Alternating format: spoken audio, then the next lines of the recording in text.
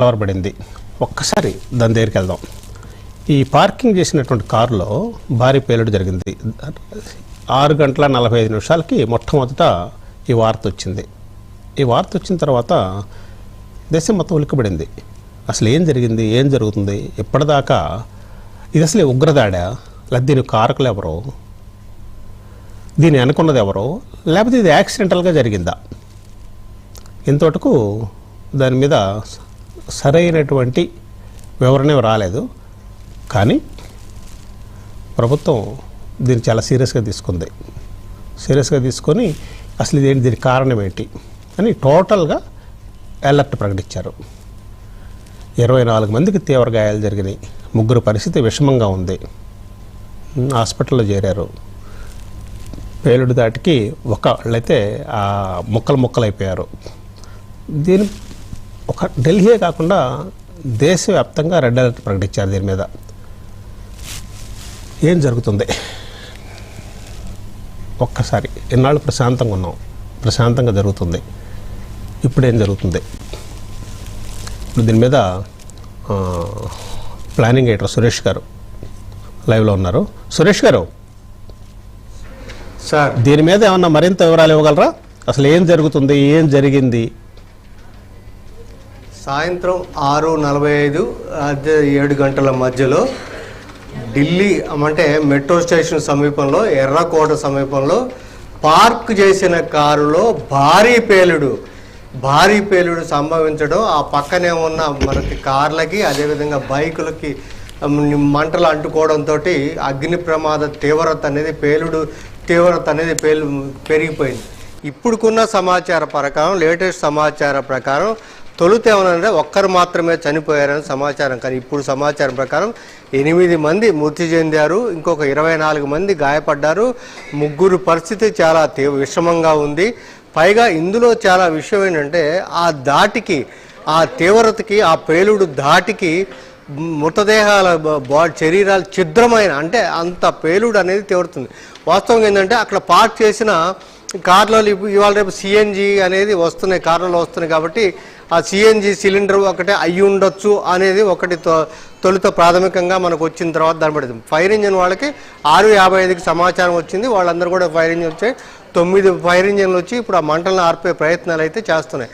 కానీ ఆ తొలుత జరిగిన పేలుడు ధాటికి, అంటే దీన్ని బట్టి ఏమవుతుంది, సిలిండర్ అయితే సిఎన్జి అయితే అయ్యి కాదు, స్పష్టంగా అది పేలుడు సంభవించిన అంశం కిందనే ఇప్పుడు పోలీసులు కానీ ఇప్పుడు క్లూస్ టీము పోలీసులు అందరూ కూడా ఘటనా స్థలికి చేరుకున్నారు. దాని మీద ముందుగా మంటలను ఆర్పే పరిస్థితి. అదేవిధంగా దీని మీద కేంద్ర ప్రభుత్వం మొత్తం మీద దేశవ్యాప్తంగా మనకి హైదరాబాదు, ముంబై, అది ఢిల్లీతో పాటు మొత్తం అన్ని ప్రధాన నగరాల్లో హై అలర్ట్ ప్రకటించారు. నిన్నే మీకు తెలుసు, మనకి హైదరాబాద్కు చెందిన ఒక డాక్టర్ని కూడా అక్కడ అరెస్ట్ చేయడం, దానికి సంబంధించిన మనకి చూసాము. ఎందుకంటే ఉగ్రవాద దానికి చర్యలకు సంబంధించిన అంశం మీద దేశం అంతా కూడా అలర్ట్గా ఉన్న సందర్భంలో ఇంకోవైపు బీహార్ ఎన్నికలు, రేపు పోలింగ్, 2వ విడత బీహార్ పోలింగ్, రేపు 2వ విడత పోలింగ్ జరగబోతున్న సమయంలో ఈ ఘటన అనేది చోటు చేసుకోవడం, తర్వాత ఒకసారి ఎర్రకోట దగ్గర ఒక భయానక వాతావరణం అనేది నెలకొంది. ఎందుకంటే ఒక్క పేలుడు సంభవించింది ఒక కారులో అయినప్పటికీ కూడా ఆ ధాటికి పక్కన ఉన్న 10 కార్ల వరకు కూడా దగ్ధం అవడం, బైకులు దగ్ధం అవడం, అసలు మొత్తం కూడా అక్కడ తెలియని ఒక భయానక వాతావరణ పరిస్థితి అనేది ఇప్పుడు మనం అక్కడ చూస్తే అక్కడ ఉన్న పరిస్థితిని దాన్ని బట్టి మనకి చాలా స్పష్టంగా అర్థమవుతుంది. అంటే 8 మంది మృతి చెందారు. ఇప్పుడు హాస్పిటల్లో ఇంకా చాలామంది పరిస్థితి విషమంగా ఉంది. వాళ్ళ పరిస్థితి ఏమిటి, ఎట్లా ఉంటుంది, ఇంకేంటి అనేది ఇంకా సమాచారం ఇప్పుడు ప్రాథమికంగా ఏంటి జరిగిందంటే మొత్తం మీద ఇంత ధాటి తీవ్రత చాలా ఎక్కువ ఉంది. దానివల్లనే ఈ ఇంతమంది మరణించారు అనే సమాచారం మనకు శివరాంప్రసాద్ గారు.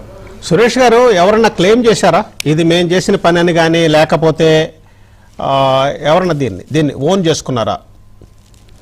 సార్ ఇప్పుడు వరకు అయితే ఎవరు కూడా మేము చేసాము, మేము బాధ్యత, ఎందుకంటే ఘటన జరిగే ఇప్పుడు 6:45 7 గంటల సమయంలో అంటే దాదాపు మనకు గంట మాత్రమే అవుతుంది. కాబట్టి దీని మీద ఇప్పటికే మేము క్లెయిమ్ చేయటం కాదు. అదేవిధంగా ఆ సిఎన్జి అయితే పేలుడు ఇంత తీవ్ర స్థాయిలో ఉండదు. ఎందుకంటే మనకి 8 మంది మృతదేహాలు బాడీ ఛిద్రమయ్యాయంటే ఆ దాటిని బట్టి మనకి తీవ్రంగా స్పష్టంగా, అంటే అది అక్కడ ఏమి RDX ఇటీవల కాలంలో మనకి చాలా పట్టుబడ్డాయి. మొన్న ఇటీవల ఢిల్లీలో పోలీసులు చాలా వరకు కూడా ఆర్డీఎక్స్ కానీ ఇతర పేలుడు పదార్థాలని స్వాధీనం చేసుకొని హై అలర్ట్ చేసిన టైంలోనే ఇది జరిగింది. అంటే ఉద్దేశపూర్వకంగానే అక్కడ ఏదైనా మరి బాంబు పేలి మెట్రో స్టేషన్ సమీపంలో, పైగా ఎర్రకోట సమీపంలో పెట్టడంతో ఆ దాడితో అయితే ఇప్పటి వరకు అయితే ఎవరు కూడా క్లెయిమ్ చేయలేదు. శివరాం ప్రసాద్ గారు.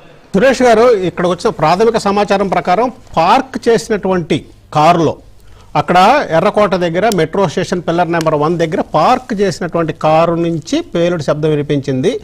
ఆ పేలుడుతో ఇంత ప్రమాదం జరిగిందన్నారు. మొట్టమొదటి వచ్చిన ఏమన్నారంటే ఒక గ్యాస్ సిలిండర్ అన్నారు, తర్వాత సిఎన్జి అన్నారు. కానీ ఒక సిఎన్జి అయినా ఒక గ్యాస్ సిలిండర్ అయినా కానీ ఇక్కడికి వచ్చేటప్పటికి 8 మంది చనిపోవటం, 24 మంది తీవ్ర గాయాలు జరగటం అంటే ఇది మామూలు పేలుడు కాదు. ఇది మామూలు పేలుడు ఒక గ్యాస్ సిలిండర్ పేలటం వల్ల లేకపోతే ఇట్లా జరగడం వల్ల జరగదు. దీని వెనక ఏమైనా కుట్ర ఉందా, పక్కా ప్లానింగ్ ఉందా? ఇవాళ ఇందాక మీరు చెప్పారు మన హైదరాబాద్లో డాక్టరు ఇంట్లో రసాయనాలు తయారు చేస్తున్నాడు. ఆ రసాయనాలు తయారు చేస్తుంటే ఏంటి ఈయన తయారు చేస్తున్నాడని పేరెంట్స్ ముందర అనుమానంగా చూశారు. ఈయన ఇంకా ఏం చేస్తున్నాడంటే లేదు చాలా విలువైన మందు కనిపెడుతున్నానని చెప్పాడు. చివరికి ఏమైంది, అతను వేరే వేరే ప్రాంతాలని తిరిగి ఇక్కడికి వచ్చి ఒక ల్యాబ్ ఏర్పాటు చేసుకొని ఆ ల్యాబ్లో ఇవన్నీ కెమికల్స్ తయారు చేస్తున్నాడు. అంటే మన ఉగ్ర మూలాలు మన పక్కనే ఉంటున్నాయి, మనకు తెలియట్లే ఏం జరుగుతుందన్నది. అంటే ఒక పక్క దేశం హాయిగా ఆనందంగా ఉందనుకున్నప్పుడు ఇటువంటివి జరగడం అన్నది ఆ దేశ సమగ్రతకి భద్రతకే భంగం. సురేష్ గారు, ఇప్పుడు తాజాగా వచ్చిన సమాచారం కాకుండా నిన్న మొన్న కూడా మనం చూసాం, పాకిస్తాన్ మన దేశంలో ఉగ్ర కుట్రకు పాల్పడుతుంది అని చెప్పి మన నిఘా వర్గాలు అనేది కనిపెట్టారు. దానికి సంబంధించే కేంద్రం కూడా హై అలర్ట్ ప్రకటించింది. అదేవిధంగా ఈ పేలుడు చూసిన తర్వాత ఇది స్పష్టంగా ఉగ్ర కుట్ర, అది కూడా రెడ్ ఫోర్ట్ సమీపంలో మీరు చెప్పినట్టుగా పార్క్ చేసిన కారులోనే మనకి పేలుడు సంభవించింది అందుకని ఆ పేలుడు అనేది పక్కన ఉన్న కార్లకి లేదా బైకులకి దానికి వ్యాపించడం వల్ల ఒకేసారి 10 కార్లు దగ్ధం అవడం, అదేవిధంగా బైకులు దగ్ధం అవడం అనేది పార్క్ చేసిన దాంట్లోనే జరిగింది. కానీ ఇటుపైపు మెట్రో స్టేషను, ఇంకోవైపు మన రెడ్ ఫోర్ట్ సమీపంలో, అంటే మనకి ఎర్రకోట సమీపంలో ఈ ఘటన జరగడంలో ఇది స్పష్టంగా ఉగ్ర కుట్ర ఉంది. ఏదైతే నిఘా వర్గం. సురేష్ గారు, ఒక్కసారి మన ఢిల్లీ రిపోర్టర్ శిరీష్ ఉన్నారు, ఆయన దగ్గరికి వెళ్ళి మళ్ళీ మీ దగ్గరికి వస్తానండి. శిరీష్, మొట్టమొదటి వచ్చినప్పుడు ఒక పార్క్ చేసిన కారు, ఆ పార్క్ చేసిన కారు నుంచి పేలుడు శబ్దం వినిపించింది. తర్వాత ఒకరి మృతి అని వచ్చింది. కానీ ఉండకొంది ఇది తీవ్రంగా మారుతుంది. అంటే 8 మంది మృతి అంటే ఇట్స్ హ్యూజ్ యాక్సిడెంటా లేకపోతే హ్యూజ్ బ్లాస్టా? ఎవరన్నా ఓన్ చేసుకున్నారా లేకపోతే ఇంతటికే వివరాలు ఏమైనా తెలిసినా? దాని గురించి ఏమైనా బ్యాక్ డ్రాప్స్ ఏమైనా వచ్చినాయా? అంటే ప్రస్తుతానికి అయితే ఇప్పటివరకు అయితే పోలీసులు అయితే దీనికి సంబంధించి అధికారిక ప్రకటన అనేది కూడా చేయలేదు. ఇది బ్లాస్టా లేకపోతే సిలిండర్ బ్లాస్ట్ అనే దాని గురించి క్లారిటీ అనేది కూడా ఇవ్వడం లేదు. కానీ వరుసగా గత 2 రోజుల నుంచి కనుక జరుగుతున్న సంఘటనలు కనుక చూసినట్లయితే ఇది దీంట్లో తీవ్రవాద కుట్ర అనేది కూడా ఉండొచ్చు అన్న అనుమానాలు అయితే బలంగా వినిపిస్తున్నాయి. ఎందుకంటే ఈ రోజు నిన్న ఢిల్లీకి సమీపంలోనే ఫరీదాబాద్ అని ఉంటుంది, దాదాపు 50 కిలోమీటర్ల దూరంలో ఉంటుంది. అక్కడ ఒక డాక్టర్ ని పట్టుకున్నారు. ఆయన దగ్గర నుంచి 2900 కిలోల అమోనియం నైట్రేట్ ను, అంటే భారీ మొత్తంలో పేలుడు పదార్థాలను కూడా స్వాధీనం చేసుకోవడం కూడా జరిగింది. సో ఈ నేపథ్యంలో దేశవ్యాప్తంగా ఈ టెర్రర్ మాడ్యూల్ లింక్ ఉన్న పలువురిని కూడా అదుపులోకి తీసుకొని విచారణ అనేది కూడా జరుపుతున్నారు. సో ఈ నేపథ్యంలో వీళ్ళ పని అయ్యి ఉంటుందేమోనన్న అనుమానాలు ఏంటి కూడా వినిపిస్తున్నాయి. అయితే ఇటీవల కాలంలో బంగ్లాదేశ్ కు సంబంధించిన కొన్ని ఇస్లామిక్ గ్రూపులతోటి ఇక్కడున్న గ్రూపులు సత్సంబంధాలంటే కూడా ఏర్పాటు చేసుకోవడం, పాకిస్తాన్ నేరుగా తన భూభాగం వైపు నుంచి కాకుండా బంగ్లాదేశ్ వైపు నుంచి ఈ కార్యకలాపాలను కూడా చేపట్టేందుకు ప్రయత్నాలు కూడా చేస్తుండడం అనేది కూడా ఇక్కడ మనం ప్రధానంగా గమనించాల్సిన విషయం.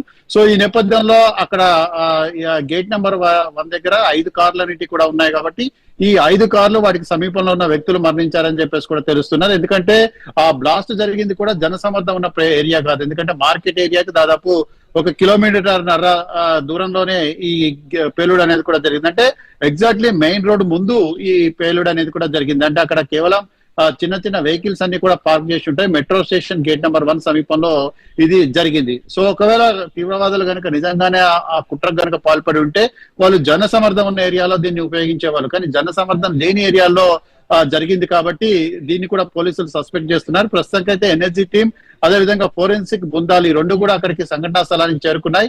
అక్కడ ప్రస్తుతానికైతే ఇన్వెస్టిగేషన్ అనేది కూడా జరుపుతున్నాయి. ఒకవేళ వాళ్ళు ఏ వ్యాన్ లోనైతే ఒక ఎక్కువ వ్యాన్ లో ఇది బ్లాస్ట్ అనేది కూడా జరిగి ఉండొచ్చు అన్న అనుమానాలంటూ కూడా వాళ్ళకు వాళ్ళు అనుమానం వ్యక్తం కూడా చేస్తున్నారు. సో అక్కడ ధ్వంసమైన వాహనాలన్నింటినీ కూడా పరిశీలిస్తున్నారు. ఆ ప్రాంతం మొత్తాన్ని కూడా కార్డన్ చేశారు. అక్కడ నుంచి శిథిలాలన్నింటినీ కూడా సేకరిస్తున్నారు.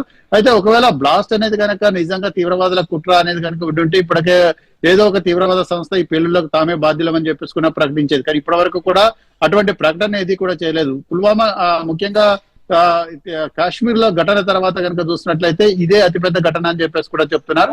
సో ఈ నేపథ్యంలో ఈ 8 మంది తీవ్ర గాయాలతోటి ఎల్ఎన్జేపీ హాస్పిటల్లో చనిపోయినట్లుగా తెలుస్తోంది. అయితే దీనికి సంబంధించిన అధికారిక ప్రకటన రావాలి.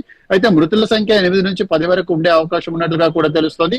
కానీ పోలీసులు మాత్రం ఇప్పటి వరకు విద్రోహ కోణం అంటే ఉగ్రవాద కోణాన్ని మాత్రం ఇప్పటి వరకు కన్ఫర్మ్ చేయలేదు. చెప్పారు అంటే ఉగ్ర మూలాలు అనేక ప్రాంతాల్లో ఉన్నాయి. ఇప్పుడు కూడా హైదరాబాద్లో కూడా ఇవాళ ఒక డాక్టర్ని అరెస్ట్ చేశారు. ఆ డాక్టరు టెర్రరిస్ట్ లింక్స్ ఉన్నాయి, ప్లస్ ఆ రసాయనాలు తయారు చేస్తున్నారు, ఆ ప్లేలుడికి సంబంధించినవి రెసిన్ అనేటువంటి తయారు చేశారని చెప్పేసి ఇవన్నీ డాట్స్ అన్ని కనెక్ట్ అవుతాయా లేకపోతే ఇది ఐసోలేటెడ్ ఇన్సిడెంటా? కంపల్సరీగా ఇది డాట్సే ఉండొచ్చు అన్న అనుమానాలు అయితే పోలీసులు అయితే విశ్వసిస్తున్నారు. ఆ కోణంలోనే దర్యాప్తు అనేది కూడా జరుగుతుంది. ఎందుకంటే ఇది 1-2 రోజుల నుంచి కాదు, దాదాపు 1 వీక్ నుంచి కూడా ఈ విధమైన తీవ్రవాద కదలికలన్నీ కూడా జరుగుతున్నాయి. ఎందుకంటే గత వారం కనుక చూసినట్లయితే ఈ పాక్ ఆక్యుపైడ్ కాశ్మీర్ లోని ఏదైతే ఉగ్రవాద స్థావరాలు అయితే ఉన్నాయో అక్కడ ఒక కీలక సమావేశం అనేది కూడా జరిగింది. ఆ సమావేశంలో భారతదేశంలో భారీ ఎత్తున పేలుళ్లకు కుట్రకు పాల్పడాలని చెప్పేసి కూడా వాళ్ళు ప్లాన్ చేసినట్లుగా కూడా అక్కడ ఇంటెలిజెన్స్ ఇన్పుట్స్ అన్నిటి కూడా రావడం జరిగింది. ఆ ఇంటెలిజెన్స్ ఇన్పుట్స్ ఆధారంగానే జమ్మూ కాశ్మీర్ వ్యాప్తంగా కూడా అనేక జైళ్లలో దాడులేంటి కూడా నిర్వహించారు. అక్కడ కొంతమంది అనుమానితులను పట్టుకుని విచారించారు. దానిలో భాగంగానే ఇటు ఉత్తరప్రదేశ్ కానీ, హైదరాబాద్ కానీ, గుజరాత్ కానీ ఇలా పలు ప్రాంతాల్లో ఎవరైతే సానుభూతి పరులు ఎవరైతే ఉన్నారో వాళ్ళందరినీ కూడా అదుపులోకి తీసుకున్నారు. వాళ్ళందరినీ కూడా అరెస్ట్ చేయడం జరిగింది. వాళ్ళ నుంచి వచ్చిన సమాచారం ఆధారంగా ఈ రోజు అంటే నిన్న